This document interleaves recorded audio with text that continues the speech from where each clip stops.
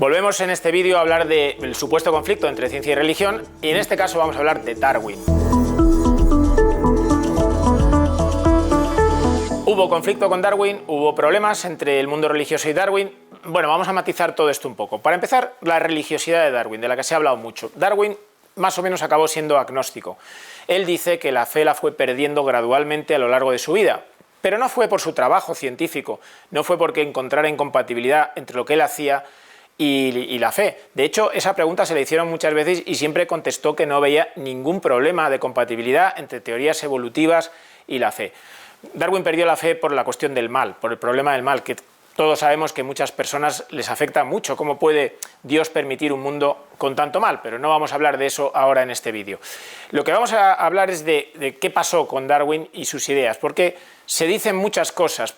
Por ejemplo, cosas que Darwin realmente no descubrió. No fue el que descubrió que descendemos de los monos, porque ya entonces, por la similitud obvia que hay entre las especies de simios y nosotros, en algunos casos las similitudes son muy evidentes, pues realmente ya se sabía que había una relación de parentesco.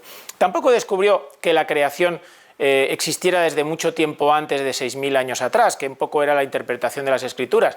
Había ya un registro fósil muy abundante y se sabía que el mundo era mucho más antiguo. Tampoco el que hubiera especies que habían desaparecido, porque esos fósiles precisamente a veces respondían a especies que ahora no existen. Entonces, lo que fundamentalmente aportó Darwin fueron dos cosas. El parentesco global de entre todos los seres vivos, que fue una idea que tardó poco en ser bien aceptada por prácticamente todo el mundo. Y luego el proceso, una teoría de cómo se produce el cambio y cómo se produce la especiación, que es la selección natural. Bueno, pues la selección natural, por cierto, tenemos un ejemplo muy reciente que ha salido ahora en los periódicos, las ranas negras de Chernóbil, ¿no? Y no es el único que hay. Por ejemplo, durante la Revolución Industrial en Inglaterra, las mariposas también se volvieron negras, en ese caso para camuflarse con todo el hollín de carbón que lo cubría prácticamente todo en algunas zonas de Inglaterra, los árboles, las casas y todo estaba negro, pues las mariposas se hicieron negras para pasar desapercibidas. En el caso de las ranas, es una defensa contra la radiación, ¿no? En Chernóbil en 1986 se emitió muchísima radiación y eso pues obviamente produce mucho daño celular y produce tumores, produce enfermedades, produce la muerte de muchos seres vivos.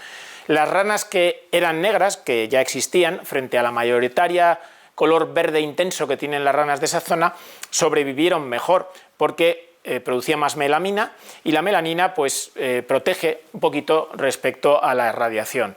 Con el tiempo esas ranas se han reproducido más y finalmente se han hecho tan mayoritarias que se han vuelto negras. Solamente en 10 generaciones, no ha hecho falta mucho tiempo más. Por cierto, que esto también conecta con el asunto de los cánceres de piel, ¿no?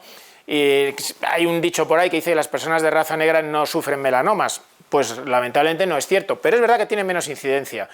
Por el contra, al tener la sensación de que no les puede suceder eso y también a lo mejor por la coloración de la piel detectar algo peor, los lunares que pueden ser preocupantes, luego su pronóstico cuando tienen melanoma suele ser peor y los porcentajes de curación en personas de raza blanca son mucho más elevados. Eso es un estudio americano que no sé qué factores ha tenido en cuenta, pero que está ahí. Pero bien, volvamos un poco al tema de la selección natural, que como digo, con estos dos ejemplos solamente para mostrar que está muy bien fundamentada. Hoy día no se considera que sea el mecanismo único, ni mucho menos, y ha perdido bastante fuerza como mecanismo de especiación y de diferenciación. Pero ahí está. A finales del siglo XIX, sin embargo, vivió una época de eclipsamiento, porque había muchas otras teorías, se estaban descubriendo los estudios de Mendel, que la contradecían. En cualquier caso, eran ideas nuevas y tuvieron su resistencia, ¿no?